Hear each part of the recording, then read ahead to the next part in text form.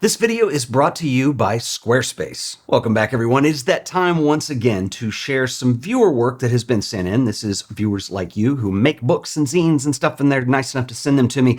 I'm going to have to start this off with an apology and a clarification. So, typically when I start these, you see me come on and I've got an armload of unopened packages, then I rip them open and then we proceed to go about. So last week, it kind of got me in trouble. I obviously edit these videos. You see cut points and stuff, and I film them straight through, but once they go into DaVinci Resolve and I start editing, then I try to put them together so there's a good flow. I try to piece things together and cut out all the stuff that's really boring and come up with a video that's actually watchable in the end. So sometimes I don't actually film them in real time. Case in point, in the last mail video, I actually had the whole thing finished and then realized, oh, I forgot to do the intro. So what I did was I went in the other room and I grabbed 4 boxes and I came in and said, hey, welcome back, and did all my spiel. And one of those boxes was actually recognized by a viewer. It was this gentleman named Norm, who's actually a really cool guy. Norm sent me an email and he was afraid that I'd actually rejected the book and it didn't make the final cut. And that's where we're going to start today. And it really made me feel bad because this book is amazing. I meant to get to it today anyway. It was just a simple misunderstanding and a little visual trick that I used just to make the flow of the video better. I'm going to start out here. Norm is pretty awesome. He comes to us from Ireland, and he sent this book called Kingdom. He's an awesome landscape photographer. And he also sent a note which reads, Dear Ted, greetings from the west coast of Ireland. I've enjoyed your channel for some years and particularly enjoy your book reviews, so I'm sending you my new one. Kingdom is not just another landscape photography book. It is an homage and testament to this beautiful part of the world that I'm lucky to live and work in. Although I've photographed all over the world, from Iceland to Antarctica to Tobago to Thailand, this small area on the fringe of Europe, the magnificent Kingdom of Kerry as it is known, has held the most interest for me. As much as anyone else, I love the spectacular aspects of nature and wow at those views that take your breath away. Still, when it comes to making meaningful body of work that speaks to me as an artist, this is the landscape that I am connected to that means the most to me. This is the real and deep sense of connection to the Irish landscape that I have through experiences, memories, and interest in its history and geology, along with the unquantifiable elements that fuel my work and keeps me from jumping on planes every time a volcano erupts somewhere. If you ever consider a trip to Ireland to escape the Texas summer like so many of you do, Kenmare is a great place to visit. All the best and thanks for all the years of great content, Norman. Okay, Norman, you're on. As soon as I get some time to travel, I'm actually dying to go to Ireland, and if anything else, this book clearly sold me on what a beautiful place this is. So one thing I want to point out about Norman's work that I really like is he actually does vary up his formats quite a bit. So we see things in this extreme landscape panorama type format. We also have vertical type formats. He shoots in square format. So it is a variety of stuff. We also see a layout which features 2 images up at any given time. What I think is really key here, and this is what I try to teach people all the time, is when you put books together, there must be a relationship between the 2 images that share a spread like this. Otherwise, it just doesn't make sense and it disturbs the continuity. And I love the way that Norman does this. A lot of times you'll see photographers do this conceptually. He does it with everything from color to composition. Sometimes we see colors that are analogous to one another. Other times we see colors that contrast one another, like a lot of orange and blues, even like reds and greens.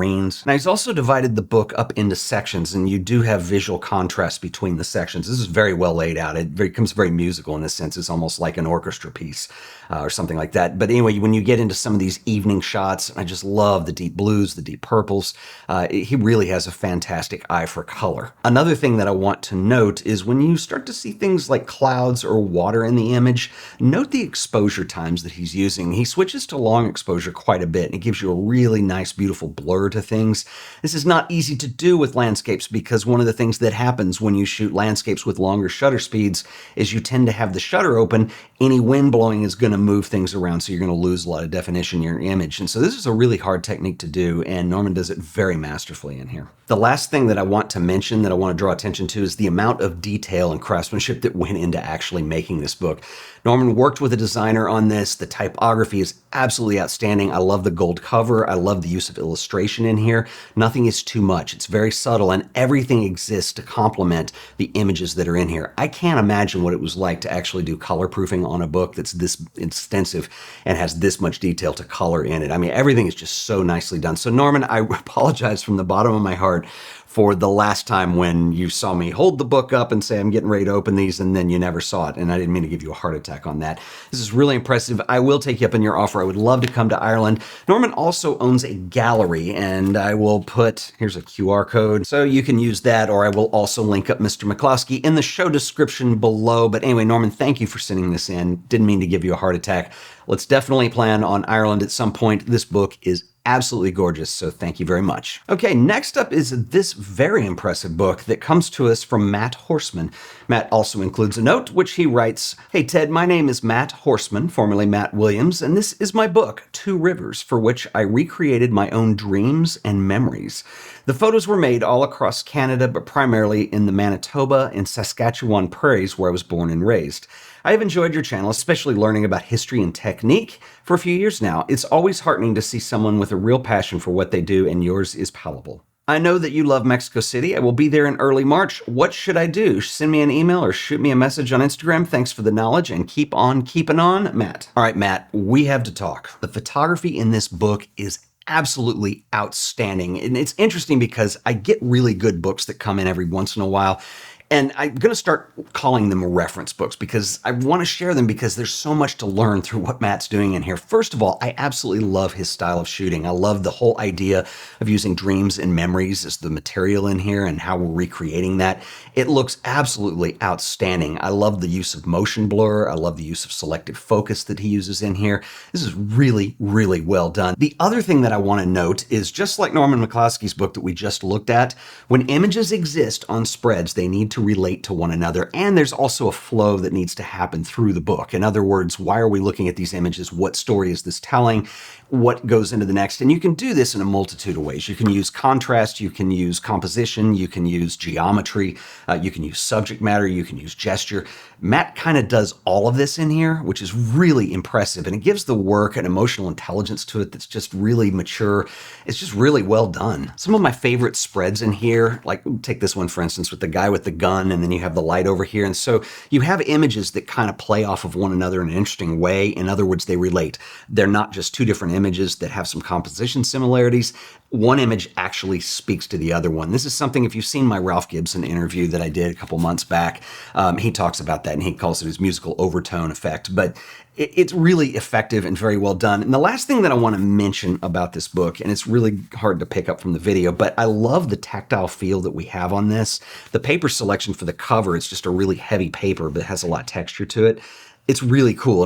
It looks great. It's just really professional. I love the fact that the cover does not have a photograph on it. It's called Two Rivers, so we see what we might see on a map suggesting two rivers. This is just really well done. It's very mature work. Matt, you should be extremely proud of yourself. And you did ask me in here that you're going to be in Mexico City in early March. Well, it is now late March, and so I'm sorry I missed you on that.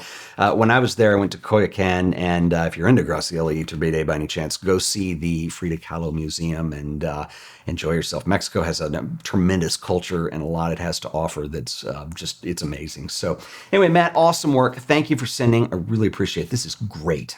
All right, so next up, I've got a zine here and a journal project. You know, this is really interesting because I swear I do not curate or group together what I'm going to show in any of these videos. I literally go grab 4 random boxes and that's what I'm going to do for the mail video.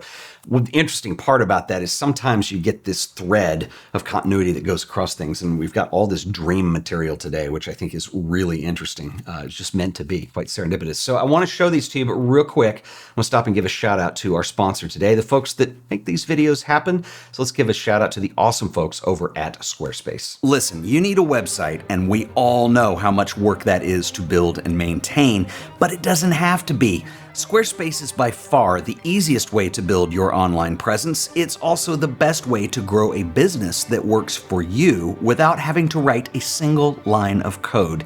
Do you just need a simple portfolio or a blog to showcase your work? Well, Squarespace is perfect. Featuring a drag and drop interface. It's intuitive, it allows you to build galleries quickly and update your site with ease. Are you running a business? Well, Squarespace gives you additional tools for things like appointment scheduling, private member areas, social media tools, and even advanced email marketing.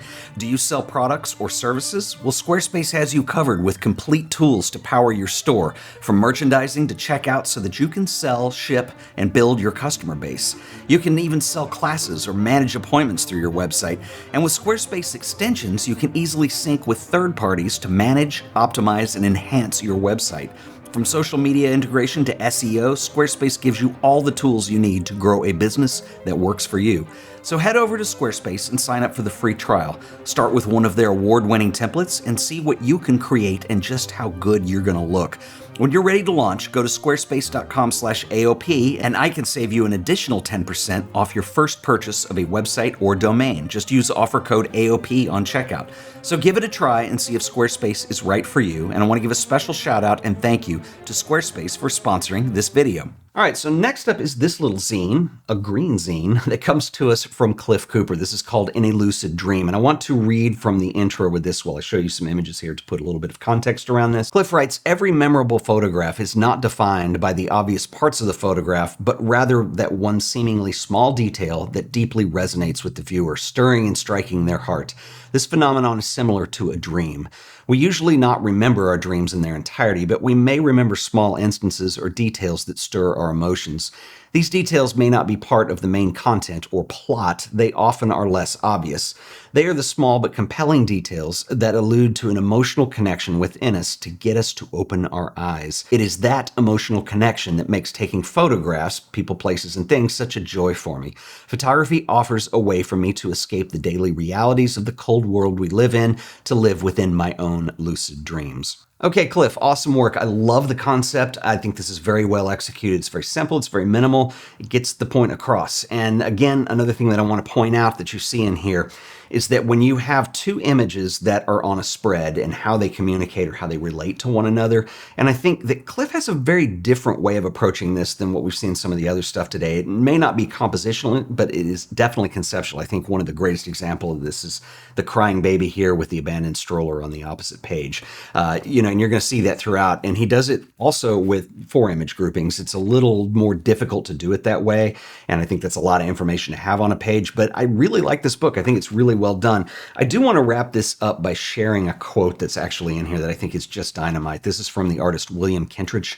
And if you're not familiar with who he is, either look him up or I'll find a link and put it in the show description below. But this is a great quote. And I think this is something that will resonate with a lot of people. Kentridge writes, "It doesn't matter what subject you take on. In the end, whatever you do is going to be a self-portrait that will reveal who you are. If it's arrogant, it's about you. If it's pretentious, that's about you.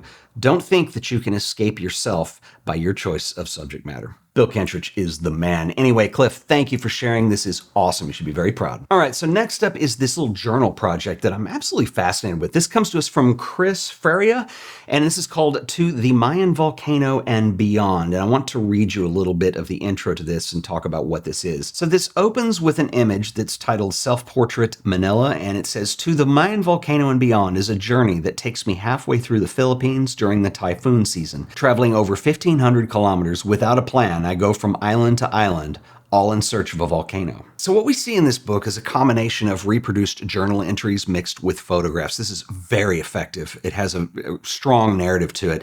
Chris, you've got an awesome style with this really high contrast black and white feel.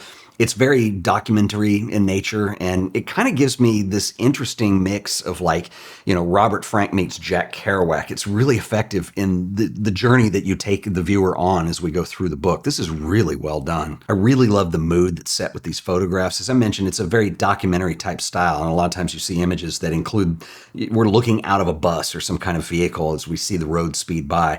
I love the moody weather in all these shots. It's very cloudy. It's very dark. This just has a really cool vibe and feel to it, and I think it's really strong and very effective. So I've only got 2 comments that I want to make about this. First of all, the printing quality on here is really interesting.